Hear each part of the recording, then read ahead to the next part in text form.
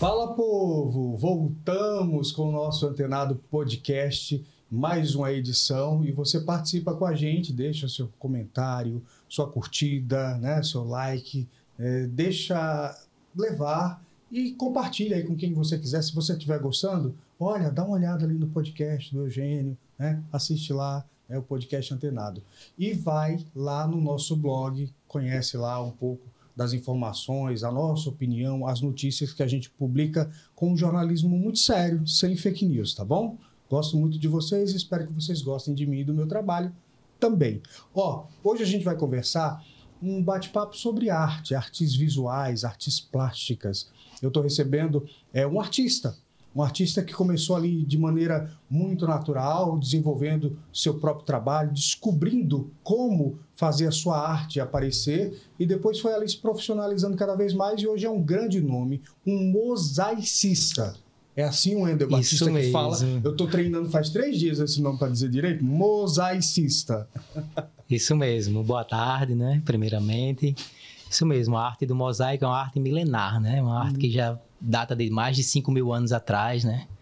E hoje a gente desenvolve grandes técnicas com essa possibilidade de revestir a arquitetura, né?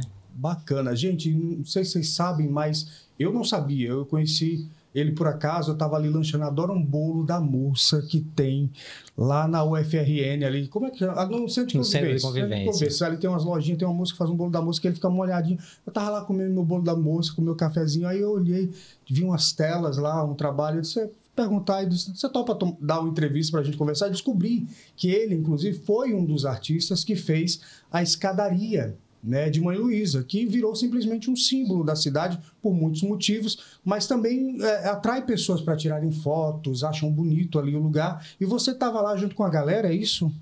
Isso mesmo, né? Em 2019 a gente começa a conversar ali para iniciar o projeto, né? Em 2020, a partir do edital da prefeitura, né? A gente acaba dando início mesmo ao processo a gente quem? Eu e mais alguns artistas daqui da terra chamados mosaicistas potiguares, né? E essa galera foi que fez o projeto? Como é que foi? Era um edital, ou a prefeitura queria que fosse feito aquilo daquele jeito? Como é que surgiu a ideia? Bom, a ideia surgiu a partir do prefeito, na época era Álvaro Dias, né? Que estava vindo do Rio de Janeiro e tinha visto a escadaria Celeron.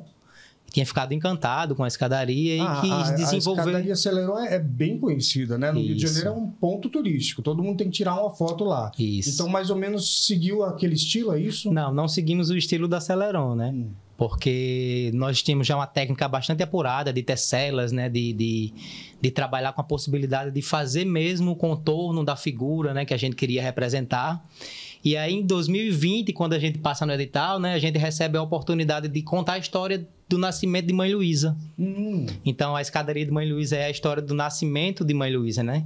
Que a gente conta um pouco do nascimento de Natal, a partir dos 3 Reis Magos, né? Que é aquela história do nascimento da cidade de Natal. As xananas, que é um símbolo, né, de Natal. São flores lindas, que nascem em tudo quanto é lugar, né? Incrível. Isso. Mas realmente é a flor símbolo de Natal. Então, tá tudo isso naquela obra lá. Tudo isso na obra. O cajueiro, né? O maior cajueiro do mundo.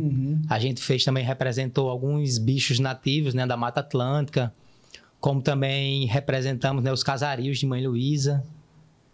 E, gente, tem uma coisa interessante, porque eu me lembro que eu era repórter na época, e a gente sempre mostrou muito aquele lugar de Ponta Negra como um lugar de risco, né, onde as pessoas tinham suas casas ali, a qualquer momento podia desabar, porque era uma área, né, de proteção, uma área de interesse social, enfim, que era muito atingido pelas chuvas, e acabou acontecendo uma tragédia ali em 2014, durante a Copa do Mundo, quando teve muita chuva. Eu lembro, ficou durante muitos anos uma lona lá, as pessoas querendo, né, terem suas casas de volta, uma confusão, e de repente todo aquele sofrimento foi ressignificado com aquela obra que é belíssima e hoje a gente passa, tem muita gente fazendo atividade física ali. Ou seja, a obra de vocês, aquela requalificação daquilo ali mudou completamente o lugar. Você também morou ali naquela região, né? Sim, sim. E o que é que você lembra? Nasci e me criei ali, na verdade, né? Em Areia Preta, próximo ali de Mãe Luísa, bem mesmo em cima de Mãe Luísa.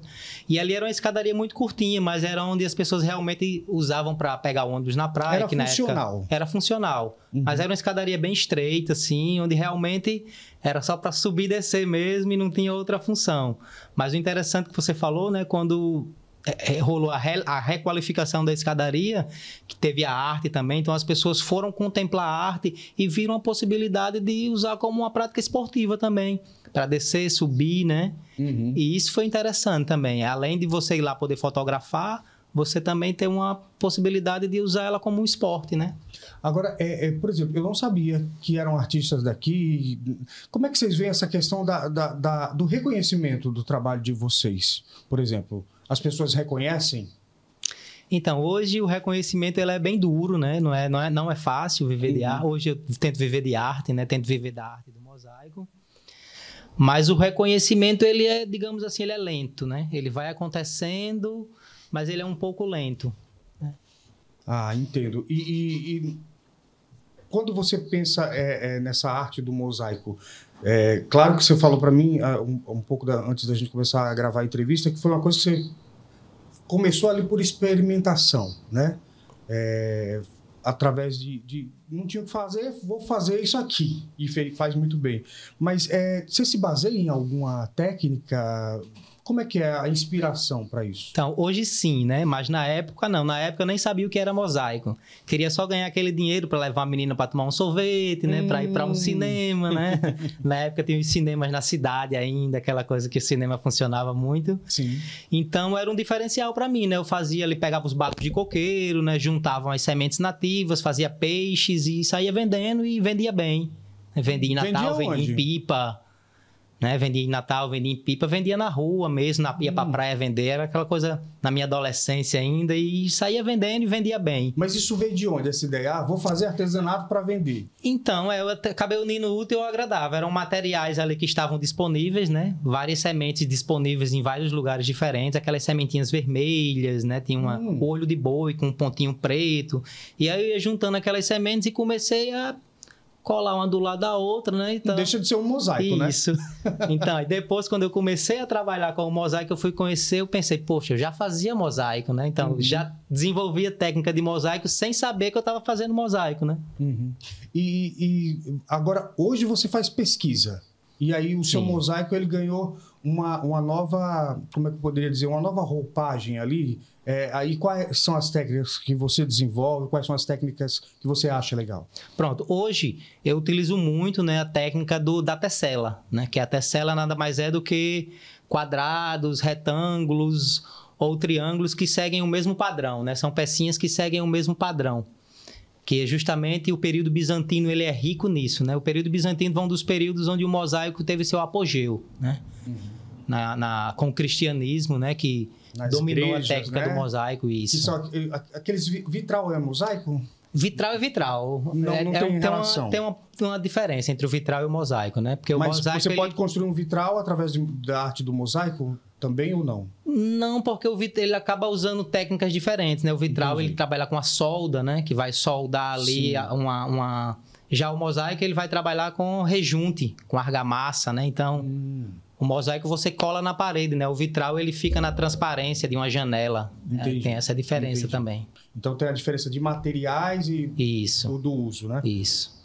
Vamos dar uma olhadinha, vou pedir a Marcelo, vamos dar uma olhadinha aqui nas imagens, né? Tem umas imagens aqui da escadaria, para quem não conhece, né? Essa é a escadaria de Mãe Luísa. Né? E o que a gente vê aqui, dá para aumentar um pouquinho, Marcelo? Dá aumentar aqui só um pouquinho para a gente ver, ó. Esse arco, né? Isso aqui é mostrando o mar, não é isso? Isso. Mostra aqui para gente. O arco-mar, ele é o fundo do mar, né? O arco-mar foi produzido por Liana Diógenes, que é uma artista potiguar também. Sim. Que desenvolve muitos mosaicos com técnicas de pastilhas de vidro. Agora o povo já tá pichando, né, gente? Por quê? Não, então, ainda não tem, não. Isso aí é tudo mosaico mesmo.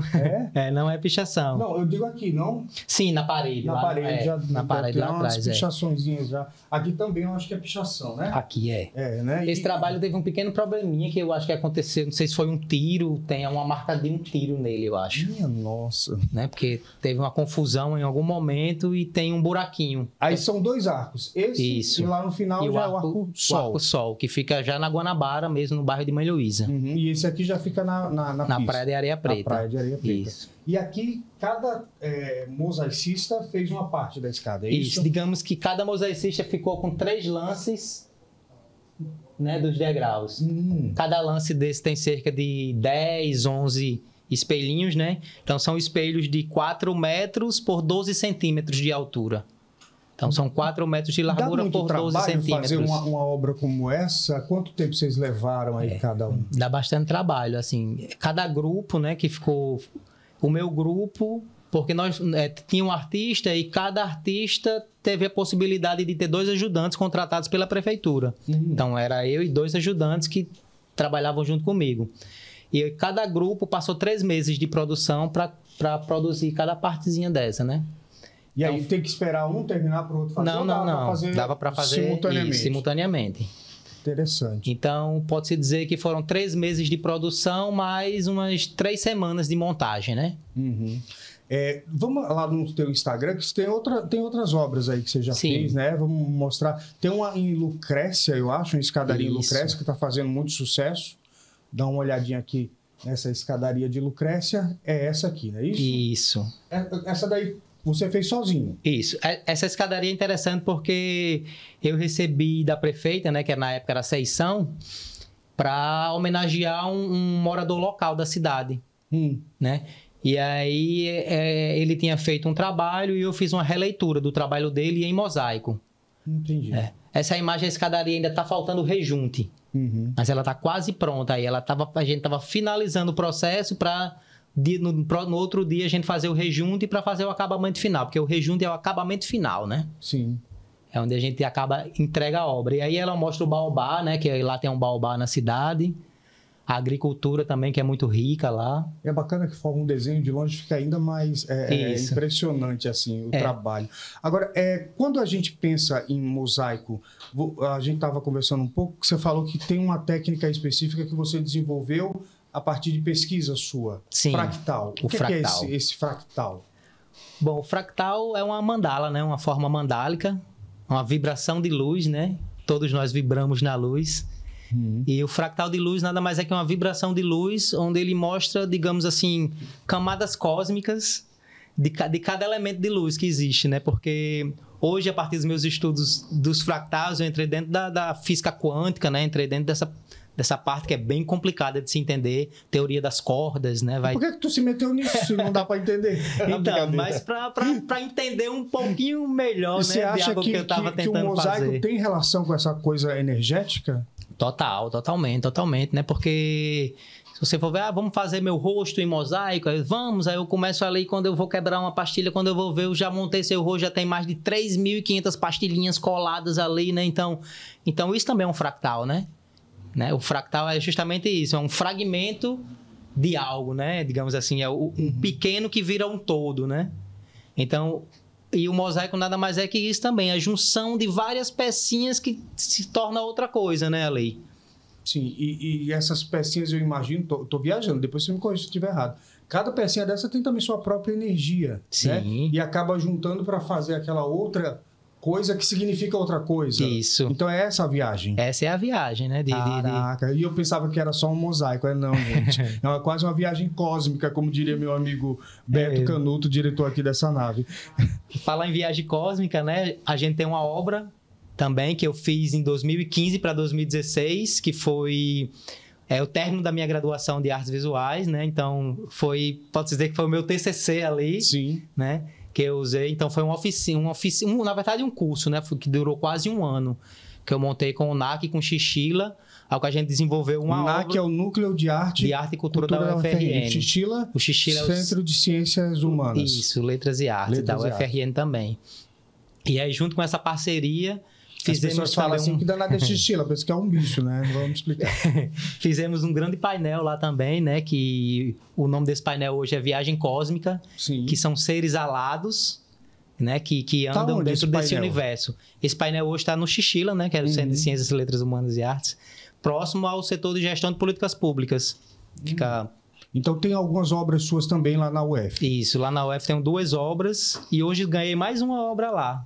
Que, na verdade, foi um presente dessa obra, né? Uma obra que eu fiz em 2013, uma obra que foi contemplada para a Bienal da Uni, ao qual eu fui também para a Bienal da Uni, fiz uma réplica para levar a obra. União Nacional de Estudantes? Isso. Aí fiz uma réplica da obra, porque a obra eu tinha feito para uma professora universitária, entendeu? a obra de 1 metro quadrado. E eu fiz uma réplica menorzinha para poder levar, porque ela não deixou eu levar a obra dela, né? É justo. Beleza. Comprei, paguei, é minha. Eu não ia deixar também, não. E aí acabou que em 2019 para 2020, né? Aquela época, pandemia, aconteceu uma fatalidade. Viemos a perder a professora. Nossa. E durante esse tempo, essa obra acabou indo parar num sebo. Foi vendida para um sebo. Que loucura. Né? E estudantes que eram alunos dessa professora encontraram essa obra no sebo, fizeram uma cotinha, compraram essa obra e doaram a obra para o Xixila. Então, pode dizer, essa Clara Nunes, ela está lá exposta também em um quadro. É uma obra retratando a Clara Nunes. Isso, que Bacana. É uma das minhas musas brasileiras. Eu tinha feito musas brasileiras, então a Clara Nunes foi uma das 10 musas que eu tinha feito, que eu fazia meio que analogia com o grego antigo, né? Aquela coisa de Zeus e Mnemosine, que se casavam e desenvolviam...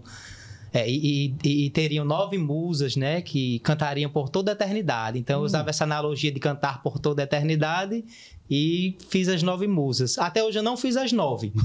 Fiz 4 musas. Quem são as que você já fez? Aí eu fiz Rita Lee, fiz Clara Nunes e fiz Elza Soares. Nossa, timaço, hein? Já vou sugerir aí outras. Elis Regina, por favor. Sim, Elis cabe. Gal também Costa, tá. Cabe. Né? Tem algumas aí que cabem, são muitas musas. Aí eu coloquei também Dona Militana como uma grande musa também, né? Que cantava assim eternamente. Cantará também, com certeza. Nossa romanceira. Isso. Agora, quando você começa a fazer esse trabalho, você acaba encontrando a academia, a universidade, escolhe um curso de artes. Isso. Né? Mas teve a influência diretamente pela execução do seu trabalho ou não? É só isso que dá para mim? Como é que você pensou? Por que você escolheu o curso de artes? Então, eu já vinha desenvolvendo muito trabalho em mosaico, né? Desde 98 eu vinha desenvolvendo com os bagos de coqueiro, aquela coisa. E em 2003, 2004 eu começo a trabalhar mesmo mosaico com cerâmica, né? E aí eu pensava, poxa, eu poderia ensinar isso, mas eu preciso ter mais qualificação. Então, eu vou tentar fazer um novo vestibular. Foi um dos últimos vestibulares que eu fiz em 2010. Aí entrei na universidade, eu digo, eita, que legal, agora eu vou estudar fio mosaico. Só que dentro da academia eles não ensinam o mosaico, né? É isso que eu ia te perguntar, você conseguiu aprender alguma coisa sobre mosaico na universidade? Não, dentro da academia, te ajudou de alguma forma? Me ajudou sim, porque eu aprendi a fazer pesquisa, né? Então a pesquisa para mim foi isso. A pesquisa para mim foi o berço ali para que eu pudesse ir buscar, né? Catar e ali buscar mesmo sobre o que era o mosaico, né? Digamos assim, essa vida do mundo, né? Porque o mosaico não é só aqui, né? Sim. Nós temos o primeiro mosaico aqui em Natal de 53. Qual é? É um mosaico de Dorian Gray e Newton Navarro, que eles fizeram com o lançamento da pastilha Vidrotil, que era uma pastilha que estava sendo lançada nessa época. Esse mosaico fica na Ribeira. Hoje ele existe ainda, mas o prédio está fechado porque acho que ele rachou o prédio, né? Aí está fechado acho que faz uns 6 anos que esse prédio tá em reforma. Entendi. Mas é uma obra bem antiga que a gente tem em Natal. E aí, na década de 70, surgiu outro artista chamado Iaponi Araújo. Iaponi Araújo, médico? Não, irmão. É irmão de Iaponi. Acho que o médico é Iaperi Araújo. É mesmo. Isso. Iaponi é o irmão dele. Os dois são artistas, porque Iaperi também pinta. Eu acho que é por isso que eu confundi. Ele é médico e ele também pinta, Iaperi. Então, os dois eram artistas, então. Pronto, aí eu não cheguei a conhecê-lo, mas aí eu conheci algumas obras dele que ficavam em casarios, em Petrópolis. Sim. Hoje não existe mais, porque as casas já foram demolidas e construíram prédios nos lugares, né? Mas no meu Instagram ainda tem referência de 2 obras dele, assim, com estilo praieiro, que ele fazia muito, né? Trabalhava com azulejo, não trabalhava com cerâmica. E aí, na década de 90, surgiu outro artista, Cláudio Damasceno, ao qual eu comecei a fazer mosaico com o Cláudio Damasceno. Venho desenvolvendo uns projetos com ele e eu comecei a fazer mosaicos para ele, né? Certo. Aí, por exemplo, onde é que você acha que a arte do mosaico vai poder te levar? Quais são os planos futuros? Eu vi que você gosta de ensinar. Isso. Desenvolvo projetos, né? Hoje não dou aula em escola, mas desenvolvo projetos para levar a técnica do mosaico, né? Como um aprendizado técnico que pode gerar receita, né? Para as comunidades. Já levei para a Mãe Luísa, já levei para o Passo da Pátria. Agora eu estou entrando em contato com a comunidade que tem no bairro do Parque Coqueiros, que é onde eu moro, Lá também tem uma comunidade lá carente e eu estou entrando em contato com o pessoal de lá para tentar também desenvolver umas oficinas lá para potencializar também um pouco mais, né, isso, e levar um pouco de renda também para as pessoas, né? E quem quiser te procurar para fazer, enfim, você também faz, se a pessoa quer um quadro dela, sim, você também transforma aquilo num mosaico, não é isso? Transformamos, trabalhamos por encomenda, né? Trabalhamos com nossa própria arte e trabalhamos também com a sua ideia. Se você já tiver digamos, eu queria fazer isso aqui em mosaico, você faz, fazemos também, né? Uhum. E hoje eu posso dizer, como você falou, né? Onde você acha que o mosaico pode te levar? O mosaico até já me levou para alguns lugares, né? Em 2023, eu fui um dos 10 contemplados daqui do Rio Grande do Norte com o meu projeto, né? Para expor favela em São Paulo. Então, a gente foi para São Paulo com tudo pago lá e foi bem interessante, né? Aprender um pouco mais sobre negócio, sobre aquela... potencializar um pouco isso também, né? Uhum. E quando você não está fazendo mosaico, o que é que você gosta de fazer? Então, hoje eu sou estudante de gestão de políticas públicas na UFRN. Nossa, mudou bastante.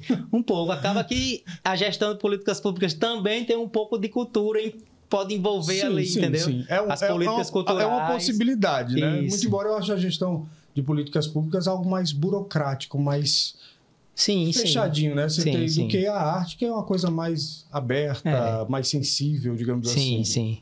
A política em si, ela é burocrática, né? E é necessário, né? Porque, afinal de contas, você está lidando ali com vários interesses em jogo, tem todo um jogo a ser jogado para que as coisas aconteçam. Né? É diferente da arte, que a arte é a expressão individual, né? Normalmente. E aí, como é que é essa dicotomia entre arte e burocracia? É bem complexo, assim, né? Porque hoje, para você ganhar dinheiro com a arte, você necessita de um público-alvo ali, né? Tem um público X que compra arte, mas esse público não compra arte sempre, né? Então, como é que eu posso ganhar arte também sem estar vendendo para a pessoa física ali, né? Para o privado, né? Então, vamos atrás do meu público, né? Ali, então, através de editais, através de projetos culturais, né? Entendeu? Então, as políticas públicas, ela me ajuda muito também nesse aspecto. Inclusive, a escadaria foi através de um edital, né? A escadaria de Mãe Luísa foi através de um edital. Isso, a escadaria de Mãe Luísa foi um edital público, né? Que foi aberto. Teve mais alguma que foi na base do edital? Aqui em Natal, sim, a escadaria de Mãe Luísa e a escadaria das Rocas, né? Que é a escadaria da Igreja do Sagrada Família, fica no bairro das Rocas ali, que também é uma obra muito linda. E essa você fez só ou fez com essa também fomos os Mosaícistas Potiguares. Os Mosaícistas Potiguares é um grupo que eu comecei a fomentar em 2018, justamente pela ausência de artistas aqui na Terra. Eu não ficava procurando onde estão os artistas mosaicistas de Natal, né? E não achava ninguém. Então, foi através de um papo aqui, de um papo ali, de um artesão ali que fazia mosaico. E eu fui juntando um, fui juntando outro. Quando eu vi, a gente tinha formado um grupo com 10 artistas. Que bacana. Em 2018. E recebemos a oportunidade de fazer uma obra do Valpaiva. E aí, eu imagino que cada um tem uma história, tem um jeito de fazer, mas aí, de alguma forma, vocês conversam para fazer um trabalho único com a identidade desse grupo, por exemplo? Então, como as obras que foram feitas cada parte separada e diferenciada, entendeu? Então, a técnica não influenciou muito, digamos. Eu usei técnicas bizantinas. Já teve outra menina lá que usou a técnica que foi usada muito por Gaudí, né? Que é o quebradiço, o trincadilho, né? Chamado, né? Que é aquela pedra quebrada mesmo. Você quebra e vai juntando, né? Entendeu? Então, cada formação vem de um processo desse aí, né? Hoje pode-se dizer que vem do termo antigo, do grego, né? Que é... Mosaico é musuvo, né? Que dá origem a museu, dá origem à música, né? Dá origem a várias palavras. E dentro desse processo, né? Eles tinham mosaico tesselas, né? Que seria uma técnica baseada nas tesselas. Mosaico baseado em quebradícios, né? Que seriam essa técnica que Gaudí desenvolveu já séculos depois, né?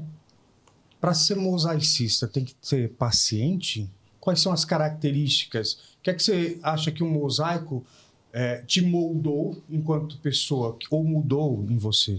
Eu acredito que a paciência ela é muito importante para o desenvolvimento do mosaico. Acho que pode ser melhor do que a minha terapia, inclusive. Hoje eu tô entrando aí num processo de mestrado, né? Tentando fazer arte-terapia, que é um processo que eu posso inserir também o mosaico ali, né? Dentro desse processo da arte-terapia. Com certeza. Porque a arte-terapia ela é imensa, né? O mosaico é uma possibilidade dentro disso aí.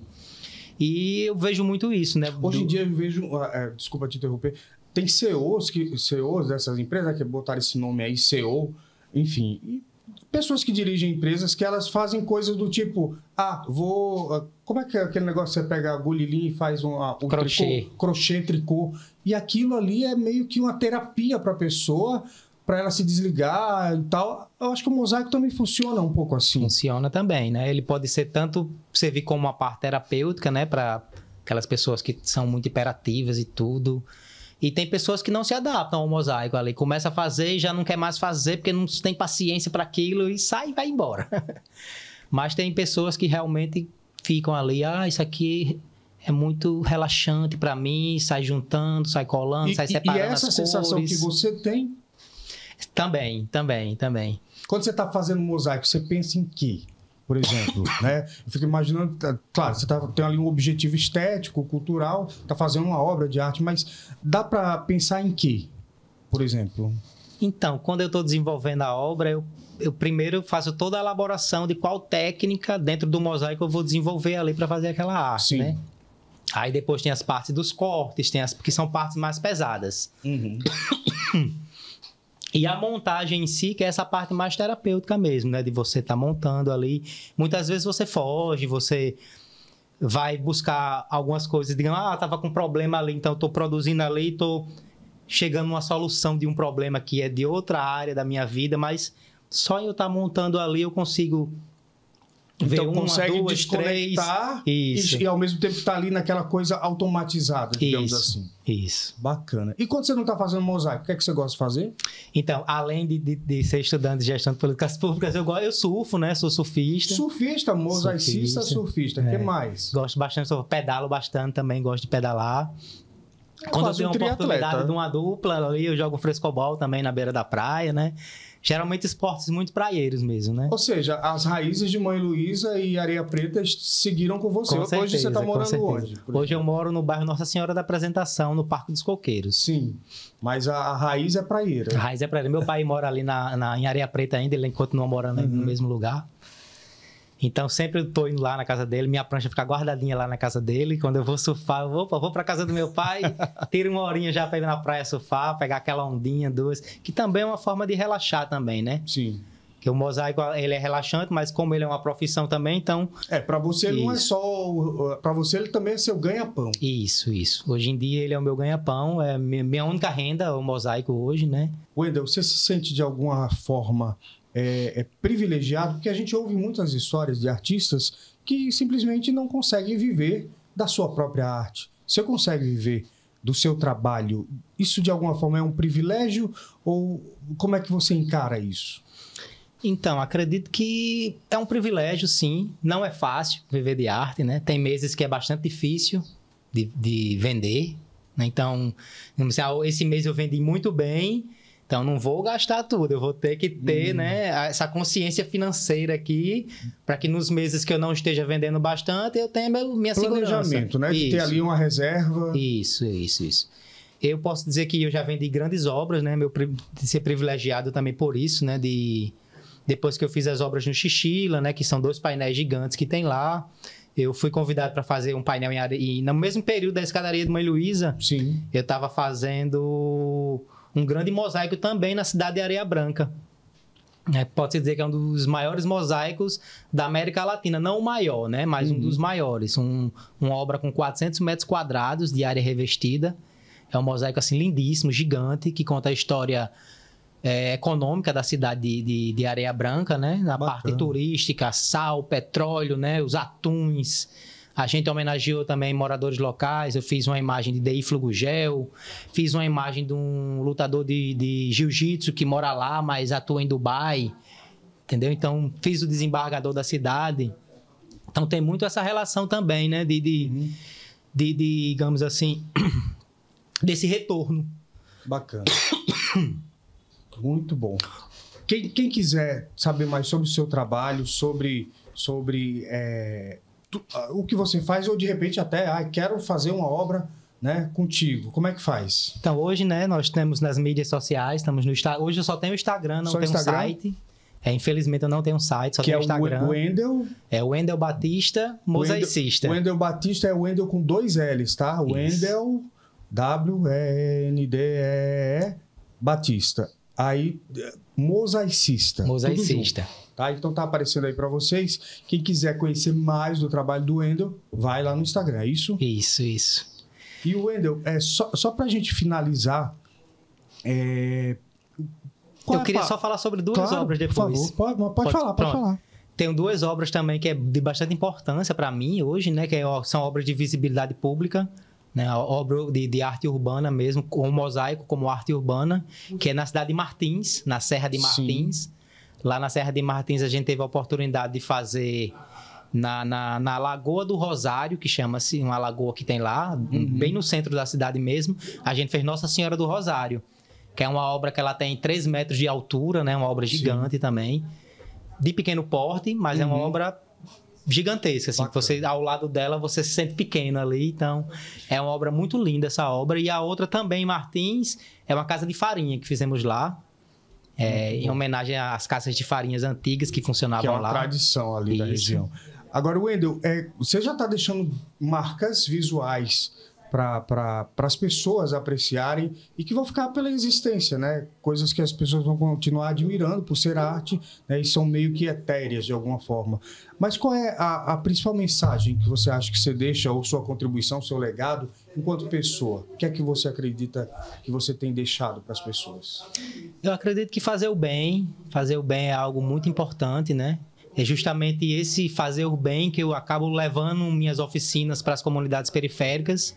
Uma oficina de mosaico não é barata, né? Porque o material de mosaico são materiais bastante caros. E você faz isso de graça para essas comunidades? Para a comunidade sai de graça, sim. Mas eu vou sempre buscar patrocinadores, apoiadores, pessoas que possam apoiar para que... Na parte do material, né? Isso. Alguns materiais a gente até consegue também reciclar da construção civil, né? Dos resíduos sólidos da construção civil, bases de madeira, cerâmica mesmo em si. A gente consegue reaproveitar esse material, que já é um material de alta qualidade. Bacana. Então a gente consegue fazer esse reaproveitamento, mas também a gente precisa de ferramentas, né? Precisa de coisas para que a oficina ela seja realmente técnica. E as pessoas então podem entrar no Instagram também, quem quiser ajudar, tem como ajudar, né? Tem sim.